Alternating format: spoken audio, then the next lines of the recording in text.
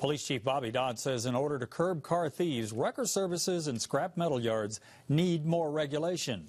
Chief Dodd says rogue wreckers steal people's cars and have them scrapped even before the police can catch on. News Channel 9's Drew Balea was at tonight's meeting. He has the details. Drew? Hey, Calvin. Chief Dodd wants to change the city's wrecker ordinance to allow his officers to better prevent these illegal wreckers from stealing vehicles and selling them to scrap yards. The issue even has some legitimate shops concerned.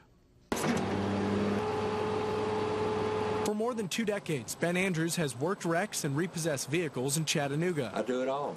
I do regular towing. Andrews says he follows all the rules and thinks others should do the same.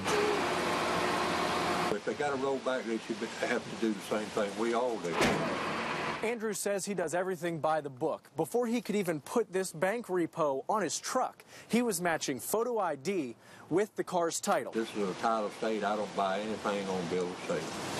Nothing. Chattanooga Police Chief Bobby Dodd spoke to council about rogue wreckers who steal vehicles, gut them, and pawn them off at scrap yards. They have a flat tire, run out of gas, dead battery. They have no means of going in and replacing a $100 tire right away. So when they come back, their car's stolen. Dodd is pushing for scrap yards to hold junk car transactions for longer than 3 days and for wreckers to have markings identifying their vehicle. Without having some kind of ordinance or some kind of a law that says that we can look at that, we have no reason to stop them and inquire about it. He stressed the headache isn't from shops like Andrews, but thieves lifting cars from the streets. 99% of the wrecker services in Chattanooga that are on the rotation list of the city, they're doing it perfectly legal, and we don't have any problems with that. I'm not out there to try to get all the business.